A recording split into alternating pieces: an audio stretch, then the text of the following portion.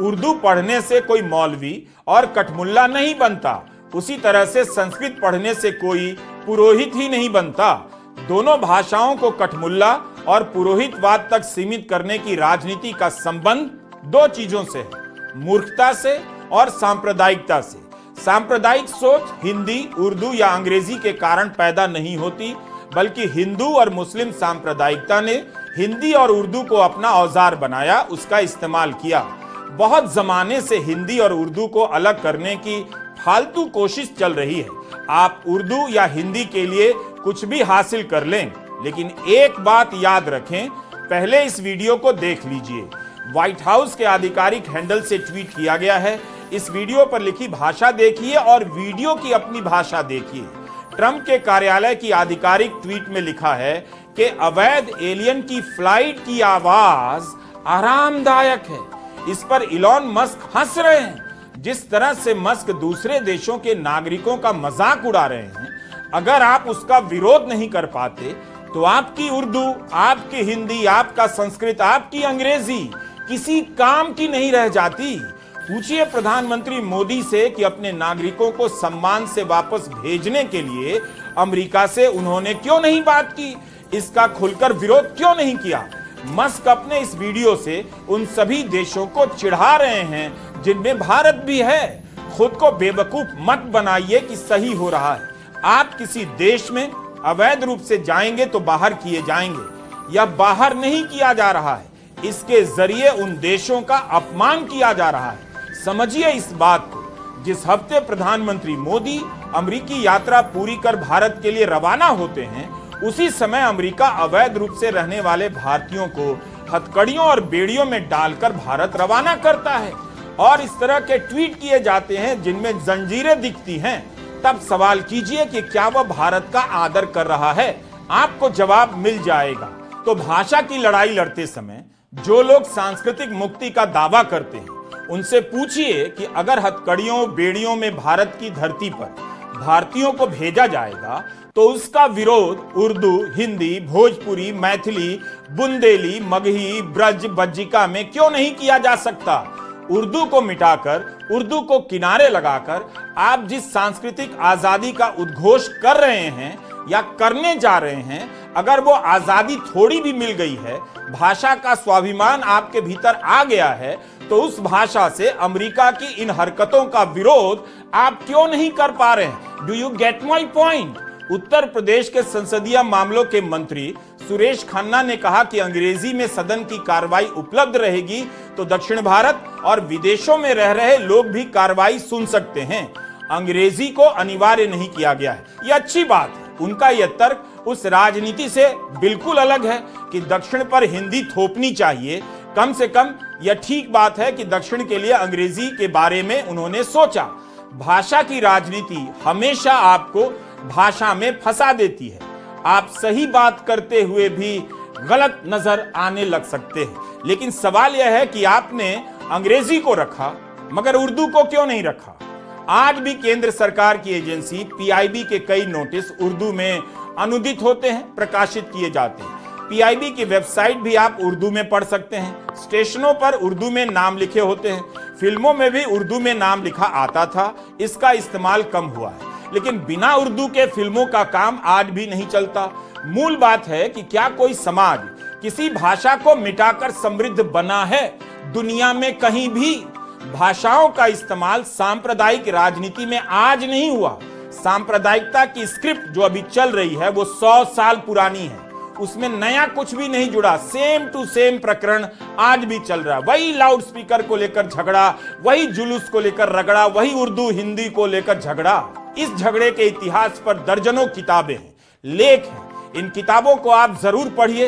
हिंदी और उर्दू को लेकर आपकी समझ समृद्ध होगी और पता चलेगा कि आपके नेता आपको किस कुएं में धकेल रहे हैं। पता चलेगा कि उर्दू और हिंदी को एक दूसरे से अलग करने में 19वीं और 20वीं सदी तो बेकार चली गई, 21वीं सदी का भी बंटाधार हो रहा है।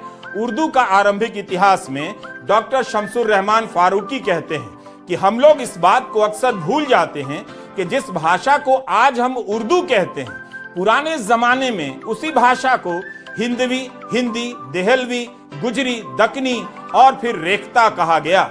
ये नाम उसी क्रम में आए जिस क्रम में मैंने दर्ज किया। इसका मतलब तो यही हुआ कि किसी जमाने में उर्दू का एक नाम हिंदी भी था। फारूकी अपनी किताब में कई मिसालें देते हैं जहां उर्दू को हिंदी कहा गया। आज भी अरबी, फारसी, तुर्की, हिंदी, उर्दू, ब्रज के संबंधों को लेकर शोध चल रहे हैं। किताबें लिखी जा रही हैं जिनमें बताया जा रहा है कि इन भाषाओं में एक दूसरे का रिश्ता कितना गहरा हो चुका है। यह जरूर है कि तब अंग्रेजों ने दोनों को लड़ाया और अब तो अंग्रेजी बोलने वाले भी कम सांप्रदायिक नहीं रहे। आप अंग्रेजी चैनलों के नफरती एंकरों की भाषा देखिए। उसके लिए अंग्रेजी जिम्मेदार नहीं बल्कि एंकर जिम्मेदार हैं जो अंग्रेजी का खराब काम में इस्तेमाल कर रहे हैं। अब उन एंकरों की अंग्रेजी वाहियात हो चुकी है तो इसका मतलब नहीं कि अंग्रेजी से ही ऐसे एंकर पैदा होते हैं। नेवर। आप कोल्ड प्ले का गाना सुनिए, पता चलेगा कि English is such a beautiful language. Cold play सुनिए, अरुंधति रॉय से लेकर झुंपा लाहिरी से लेकर अनीता देसाई तक को पढ़िए। अमिताभ घोष से लेकर Amitabh Kumar, Salman Rushdie, Vikram Seth, Aravind Adiga, Ruskin Bond, R K. Narayan, Mulkraj Anand, इन सभी को पढ़िए। इन सभी भारतीय अंग्रेजी लेखकों को पढ़ने से आनंद आएगा, अंग्रेजी से प्यार होगा। उम्मीद है यूपी विधानसभा के सदस्य सदन की कार्रवाई को इंग्लिश में सुनेंगे और अंग्रेजी के प्रति अपनी पसंद और स्वाद का विस्तार करते हुए अरुंधति रॉय को नियमित रूप से पढ़ने लग जाएंगे।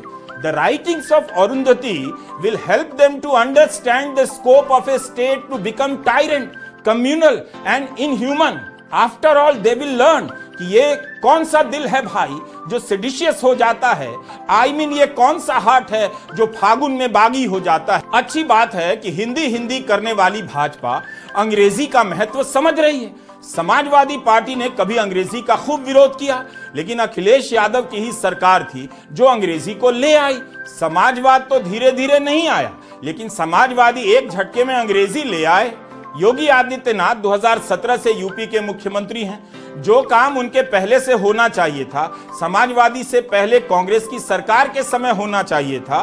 और याद रखिए, योगी आदित्यनाथ से पहले भी यूपी में भाजपा के मुख्यमंत्री हुए हैं, उनके कार्यकाल में होना चाहिए था। वह काम अब योगी आदित्यनाथ के दूसरे कार्यकाल में हो रहा है तो ठीक है, लेकिन उर्दू को क्यों छोड़ा गया और छेड़ा गया, यह ठीक नहीं। समाजवादी पार्टी ने इस बात पर एतराज किया कि अंग्रेजी को भाव दे रहे हैं, उर्दू को नहीं। उनका यह तर्क ठीक नहीं। उर्दू को जगह दिलाने के लिए अंग्रेजी को कोसने की जरूरत बिल्कुल नहीं थी। समाजवादी पार्टी के माता प्रसाद पांडे का यह तर्क बिल्कुल ही गलत था। लेकिन जहां आप विधानसभा की कार्रवाई कई भाषाओं में उपलब्ध करा रहे हैं, वहां आप उर्दू को शामिल ना करें, यह उससे भी ज्यादा गलत है। समाजवादी पार्टी के माता प्रसाद पांडे का तर्क ही गलत है, लेकिन यहां तो मुख्यमंत्री योगी आदित्यनाथ का तर्क भी गलत है और उर्दू को शामिल ना करने का फैसला भी गलत है। अगर भोजपुरी, ब्रज, बुंदेली, अवधी और अंग्रेजी का ख्याल आया तो योगी आदित्यनाथ 2017 से मुख्यमंत्री हैं, उन्हें 7 साल बाद ध्यान आया। लेकिन जिस प्रदेश में उर्दू बोलने वाले करोड़ों हैं, उनकी भाषा को क्या अनायास छोड़ दिया गया। हम जानते हैं कि उर्दू का अरब देशों से कोई ताल्लुकात नहीं है। उर्दू विशुद्ध भारतीय जुबान है। इसकी पैदाइश भारत की जमीन पर हुई। दाग देहलवी का एक शेर है, उर्दू है जिसका नाम हम ही जानते हैं दाग, हिंदुस्तान में धूम हमारी जुबान की है। लेकिन बात यहाँ उर्दू की नहीं हो रही है, बात यहाँ हो रही है उर्दू बोलने वालों की। बस उनका नाम नहीं लिया जा रहा, उनकी भाषा को छोड़कर उनके प्रति भेदभाव की बात हो रही है, जिन्हें आप मुसलमान कहते हैं। वैसे तो हिंदू और सिख भी उर्दू बोलते हैं, तमिल भी उर्दू बोलते हैं। तभी कांग्रेस से लेकर समाजवादी पार्टी पूछ रही हैं कि अरब देश मुस्लिम देश भी कहे जाते हैं, इस्लामिक कंट्री उन्हें कहा जाता है, उनके अमीरों और शेखों को गले लगाया जाता है और भारत में नफरत का आलम यह है कि उनकी जुबान को अलग करने की राजनीति चलाई जाती है। योगी आदित्यनाथ जहां से चुने जाते हैं उस जगह की भाषा भोजपुरी रही है। हमने उनका भोजपुरी में कोई भाषण तो नहीं सुना। मैं दावा भी नहीं कर सकता कि हमने उनका सारा भाषण सुन लिया, भोजपुरी में नहीं है। लेकिन उम्मीद करता हूं कि योगी आदित्यनाथ गोरखपुर में भोजपुरी भी खूब बोलते होंगे। लेकिन हमारा सवाल यहां दूसरा है, भोजपुरी में भी उर्दू के अनगिनत शब्द हैं। अगर उर्दू भोजपुरी बनकर आ गई तब क्या करेंगे? उर्दू ही नहीं, अरबी, फारसी, तुर्की के शब्द हैं, उनका क्या करेंगे? जब भी हिंदी और भोजपुरी बोली जाएगी, उर्दू अपने आप चली आएगी। तो क्या विधानसभा अध्यक्ष को सदन की कार्रवाई उर्दू में उपलब्ध नहीं करानी चाहिए थी? मुख्यमंत्री योगी आदित्यनाथ को बताना चाहिए कि जिस तरह से हिंदी, भोजपुरी और ब्रज को शामिल करने से उर्दू चली आएगी, उसी तरह उर्दू को शामिल करने से संस्कृत का भी भला हो जाएगा, और ये अवसर उन्होंने गंवा दिया। ब्रज को आप अरबी की लिपि से अलग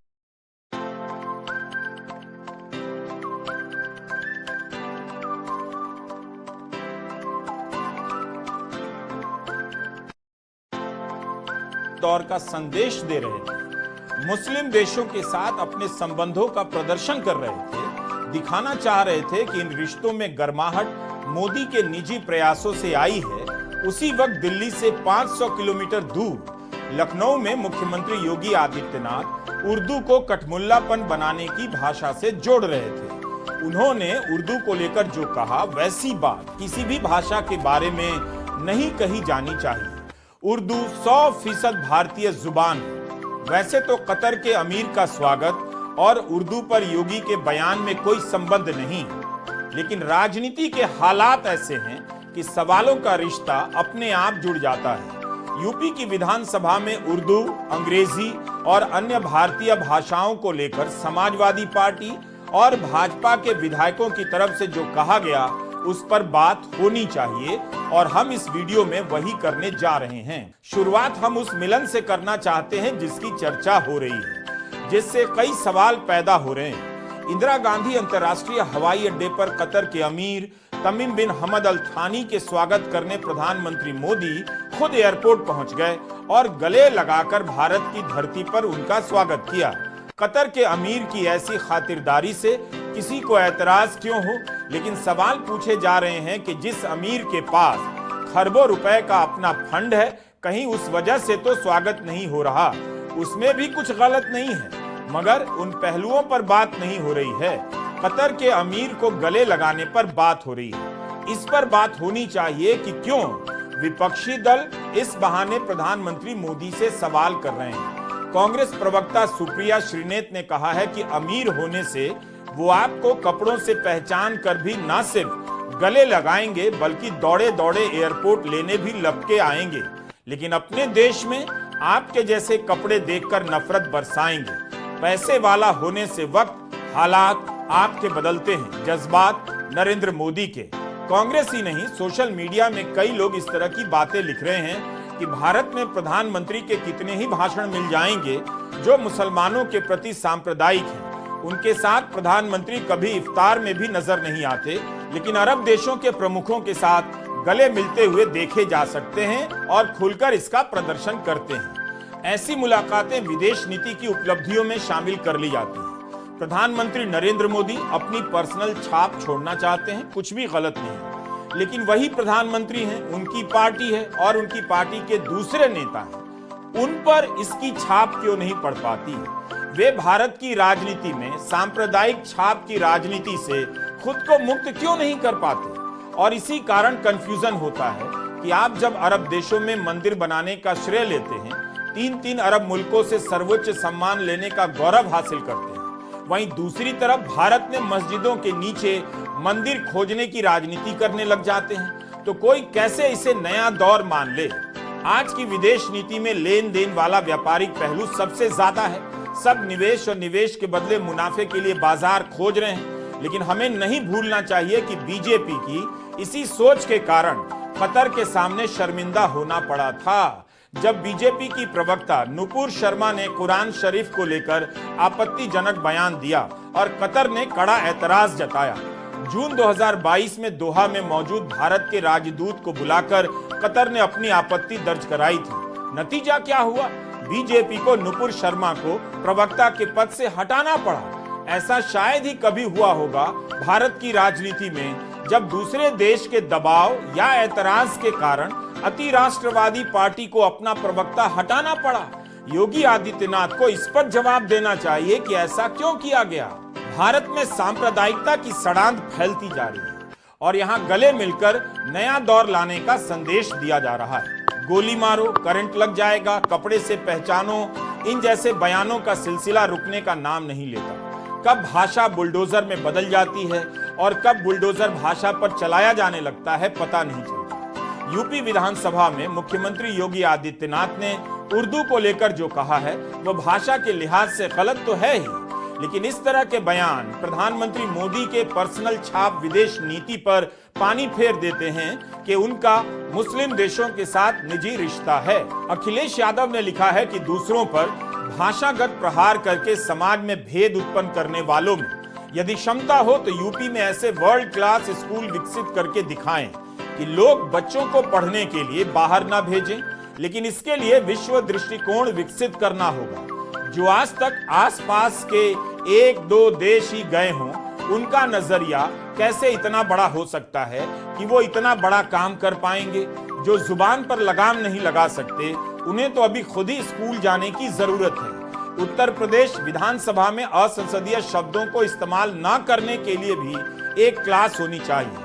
उस स्पेशल क्लास के लिए एक विद्यार्थी तो मिल ही गया है, बाकी भाजपाइयों से ये क्लास अपने आप भर जाएगी। अपने बच्चों को ये लोग पढ़ाएंगे इंग्लिश स्कूलों में, और दूसरे के बच्चे के लिए अगर वो सुविधा सरकार देना चाहती है, कहते नहीं उर्दू पढ़ाओ इसको, यानी उसको मौलवी बनाना चाहते हैं, कठपुल्ला बन के इसको ले जाना चाहते हैं। ये नहीं चल सकता। योगी आदित्यनाथ के इस बयान पर बहस हो रही है और होनी भी चाहिए। हम इस पर बात कर रहे हैं कि समाजवादी पार्टी ने अंग्रेजी को लेकर जो तर्क दिया वह भी सही नहीं है, और मुख्यमंत्री योगी आदित्यनाथ ने उर्दू को लेकर जो कहा वह उससे भी ज्यादा गलत है। कठमुल्लापन उर्दू की देन नहीं है। उर्दू पढ़ने से कोई मौलवी और कठमुल्ला नहीं बनता, उसी तरह से संस्कृत पढ़ने से कोई पुरोहित ही नहीं बनता। दोनों भाषाओं को कठमुल्ला और पुरोहितवाद तक सीमित करने की राजनीति का संबंध दो चीजों से है, मूर्खता से और सांप्रदायिकता से। सांप्रदायिक सोच हिंदी, उर्दू या अंग्रेजी के कारण पैदा नहीं होती, बल्कि हिंदू और मुस्लिम सांप्रदायिकता ने हिंदी और उर्दू को अपना औजार बनाया, उसका इस्तेमाल किया। बहुत जमाने से हिंदी और उर्दू को अलग करने की फालतू कोशिश चल रही है। आप उर्दू या हिंदी के लिए कुछ भी हासिल कर लें, लेकिन एक बात याद रखें, पहले इस वीडियो को देख लीजिए। व्हाइट हाउस के आधिकारिक हैंडल से ट्वीट किया गया है। इस वीडियो पर लिखी भाषा देखिए और वीडियो की अपनी भाषा देखिए। ट्रंप के कार्यालय की आधिकारिक ट्वीट में लिखा है कि अवैध एलियन की फ्लाइट की आवाज आरामदायक है। इस पर इलॉन मस्क हंस रहे हैं। जिस तरह से मस्क दूसरे देशों के नागरिकों का मजाक उड़ा रहे हैं, अगर आप उसका विरोध नहीं कर पाते तो आपकी उर्दू, आपकी हिंदी, आपका संस्कृत, आपकी अंग्रेजी किसी काम की नहीं रह जाती। पूछिए प्रधानमंत्री मोदी से कि अपने नागरिकों को सम्मान से वापस भेजने के लिए अमेरिका से उन्होंने क्यों नहीं बात की, इसका खुलकर विरोध क्यों नहीं किया। मस्क अपने इस वीडियो से उन सभी देशों को चिढ़ा रहे हैं जिनमें भारत भी है। खुद को बेवकूफ मत बनाइए कि सही हो रहा है। आप किसी देश में अवैध रूप से जाएंगे तो बाहर किए जाएंगे, या बाहर नहीं किया जा रहा है, इसके जरिए उन देशों का अपमान किया जा रहा है। समझिए इस बात को। जिस हफ्ते प्रधानमंत्री मोदी अमेरिकी यात्रा पूरी कर भारत के लिए रवाना होते हैं, उसी समय अमेरिका अवैध रूप से रहने वाले भारतीयों को हथकड़ियों और बेड़ियों में डालकर भारत रवाना करता है, और इस तरह के ट्वीट किए जाते हैं जिनमें जंजीरें दिखती हैं। तब सवाल कीजिए कि क्या वह भारत का आदर कर रहा है। आपको जवाब मिल जाएगा। तो भाषा की लड़ाई लड़ते समय जो लोग सांस्कृतिक मुक्ति का दावा करते हैं, उनसे पूछिए कि अगर हथकड़ियों बेड़ियों में भारत की धरती पर भारतीयों को भेजा जाएगा तो उसका विरोध उर्दू, हिंदी, भोजपुरी, मैथिली, बुंदेली, मगही, ब्रज, बज्जिका में क्यों नहीं किया जा सकता। उर्दू को मिटाकर, उर्दू को किनारे लगाकर आप जिस सांस्कृतिक आजादी का उद्घोष कर रहे हैं या करने जा रहे हैं, अगर वो आजादी थोड़ी भी मिल गई है, भाषा का स्वाभिमान आपके भीतर आ गया है, तो उस भाषा से अमेरिका की इन हरकतों का विरोध आप क्यों नहीं कर पा रहे हैं। Do you get my point. Uttar Pradesh के संसदीय मामलों के मंत्री सुरेश खन्ना ने कहा कि अंग्रेजी में सदन की कार्रवाई उपलब्ध रहेगी तो दक्षिण भारत और विदेशों में रह रहे लोग भी कार्रवाई सुन सकते हैं। अंग्रेजी को अनिवार्य नहीं किया गया, यह अच्छी बात। उनका यह तर्क उस राजनीति से बिल्कुल अलग है कि दक्षिण पर हिंदी थोपनी चाहिए। कम से कम यह ठीक बात है कि दक्षिण के लिए अंग्रेजी के बारे में उन्होंने सोचा। भाषा की राजनीति हमेशा आपको भाषा में फंसा देती है। आप सही बात करते हुए भी गलत नजर आने लग सकते हैं। लेकिन सवाल यह है कि आपने अंग्रेजी को रखा मगर उर्दू को क्यों नहीं रखा। आज भी केंद्र सरकार की एजेंसी पीआईबी के कई नोटिस उर्दू में अनुदित होते हैं, प्रकाशित किए जाते हैं। पीआईबी की वेबसाइट भी आप उर्दू में पढ़ सकते हैं। स्टेशनों पर उर्दू में नाम लिखे होते हैं। फिल्मों में भी उर्दू में नाम लिखा आता था। इसका इस्तेमाल कम हुआ है, लेकिन बिना उर्दू के फिल्मों का काम आज भी नहीं चलता। मूल बात है कि क्या कोई समाज किसी भाषा को मिटाकर समृद्ध बना है? दुनिया में कहीं भी भाषाओं का इस्तेमाल